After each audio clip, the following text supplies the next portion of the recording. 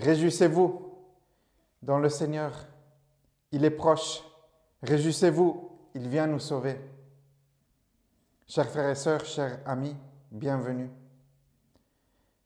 Qui ne rêve pas de paix définitive dans le monde, dans son cœur?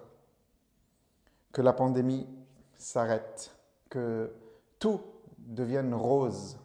Bon, peut-être pas rose, mais à la fin d'une guerre, on peut voir éclater des cris de joie. Quelque chose arrive, quelque chose advient. Et ce cri dans nos cœurs est vrai. C'est celui de millions de personnes pour la paix. Nous sommes avec Jésus, le prince de la paix. Et c'est vrai qu'on aime bien les aventures et on rêve parfois de Jésus, le super-héros, qui va venir d'un coup de pouce tout régler. Les méchants sont écrasés. Plus de virus, plus d'épidémies, plus de guerre, plus de famine. Et personnellement, plus d'énervement, plus de lassitude.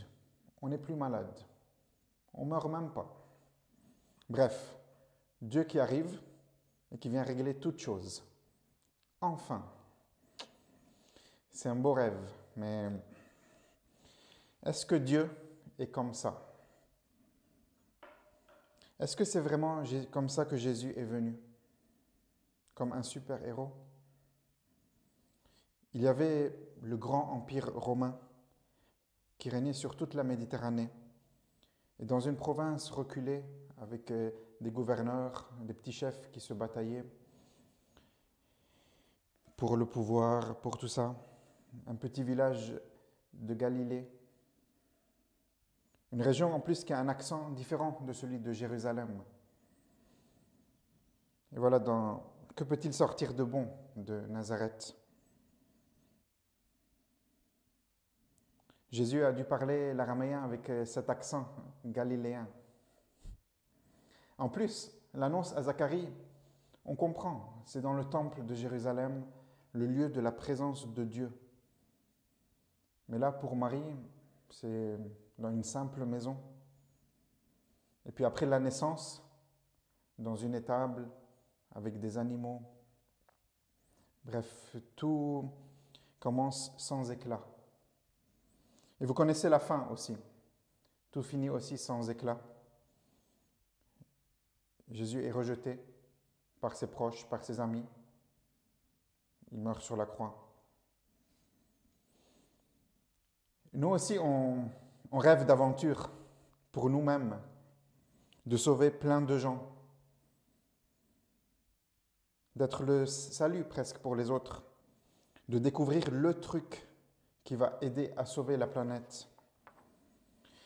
Mais on se rend compte bien vite qu'il y a beaucoup de blessures, de choses cassées en nous. J'avais des bonnes lunettes pour essayer de voir mieux. Mais j'ai cassé une des branches. Et à un moment, j'ai mis ces lunettes par terre. Je voulais essayer de faire comme si j'en avais pas besoin. Voilà. Et je marche dessus et je casse aussi l'autre branche. Bref, je dois garder mes anciennes lunettes.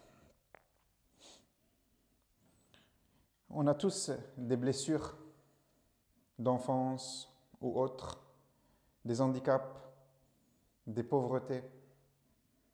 Tous. Et parfois, on passe notre vie entière, ou une bonne partie, à s'en cacher, à ne pas vouloir les voir, à ne pas vouloir qu'elles soient vues. Moi, je suis bègue. Il y a quelques années, c'était très, très prononcé. Et je suis passé par différentes étapes. Au début, quand j'ai rencontré le Seigneur, vivant, réel, présent, je me suis dit, je suis prêt à souffrir pour toi, le combat, jusqu'au bout. Puis j'ai compris que Jésus pouvait guérir. Et j'ai vu des miracles, des guérisons. Mais je le voyais comme un super-héros. Un claquement de doigts, et voilà, tout est guéri. Amen. Alléluia. Mais j'avais oublié que cela vient dans toute une histoire, dans mon histoire, et que c'est un chemin. Jésus peut vraiment faire des miracles, mais sur le chemin de notre vie, de notre relation avec Dieu, et pas en dehors de ce chemin. Parfois, il faut traverser l'épreuve pour se connaître mieux, connaître les autres, pour connaître Dieu. Et Dieu m'a rejoint dans ma faiblesse, dans ma pauvreté. C'est là qu'il est venu me chercher. C'est par là que j'ai pu lui ouvrir la porte. Jésus est le chemin, la vérité et la vie. Il est la vérité, cette parole de vérité qui dérange et qu'on reconnaît, qui peut nous faire peur, mais qui vient pour donner la paix. Mais il est aussi le chemin vers la vie. Il vient dans notre chemin, dans notre fragilité, dans notre souffrance. En parlant du royaume, Jésus dit, « Le royaume des cieux est comparable à une graine de moutarde qu'un homme a prise et a semée dans son champ. C'est la plus petite de toutes les semences.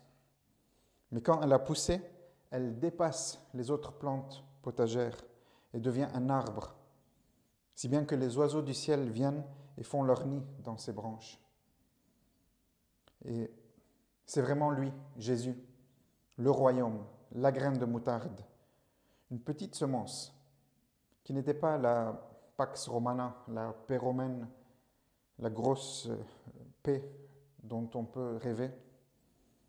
Mais c'est cette paix qui peut nous protéger, là où on peut faire notre abri, là où on peut grandir. C'est parce qu'il s'est abaissé, Jésus, qu'il a été élevé. Il est devenu petit, presque comme un enfant. Et son chemin, c'est le nôtre, nous qui sommes à sa suite. Ce chemin, c'est d'accepter et de traverser nos fragilités. Nous ne sommes pas seuls, il est là, il nous aide. Mais comme ce Jean-Baptiste qui est la figure de l'avant, celui qui prépare la parole et qui dit « Il faut que Jésus grandisse en moi et que moi je diminue ». De devenir comme des enfants, quoi. Je ne sais pas comment ce sera au ciel. Ce sera différent. Mais ce que je sais, c'est que Jésus est venu sur terre pour nous dire qui est Dieu, qui est l'homme, qui est le vrai Dieu, qui est pauvre, qui s'abaisse, qui est le vrai homme. Ce n'est pas un surhomme, pas un homme augmenté. Mais c'est celui qui vit cette aventure de traverser sa réalité dans sa fragilité, dans sa pauvreté.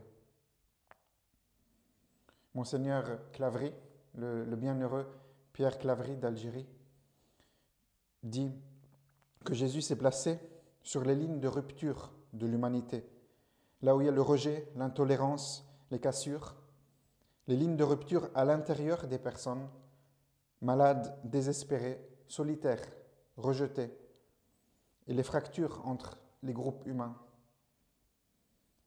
Et il place ses disciples sur ces mêmes lignes de fracture, avec la même mission de guérison, de réconciliation.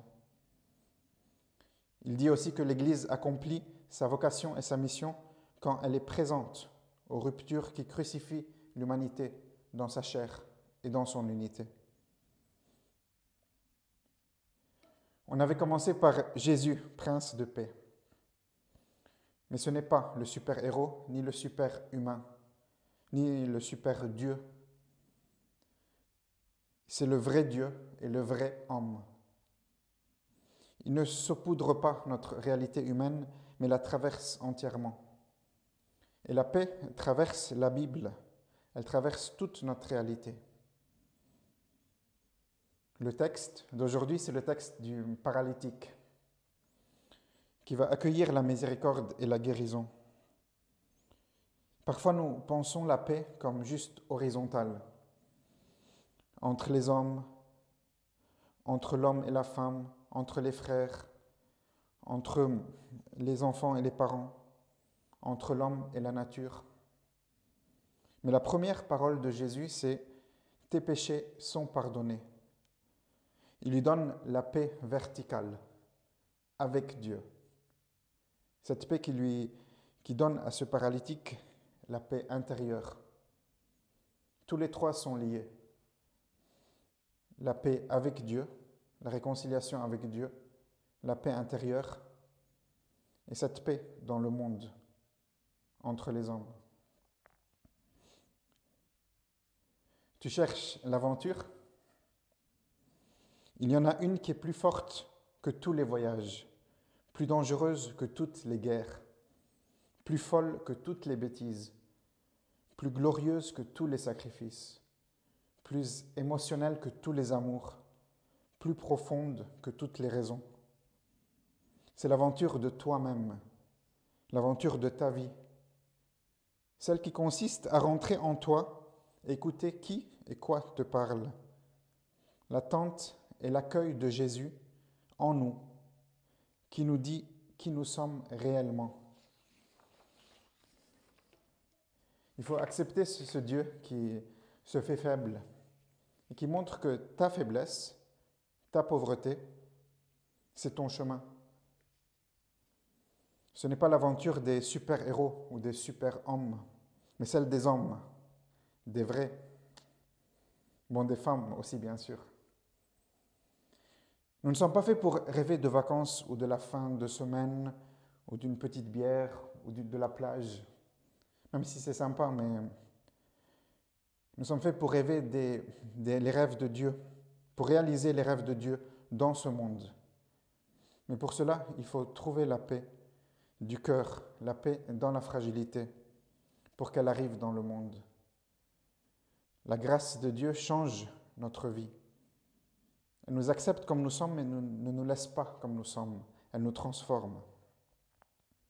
Certains l'ont fait. Il y a beaucoup d'histoires de saints qui nous nourrissent.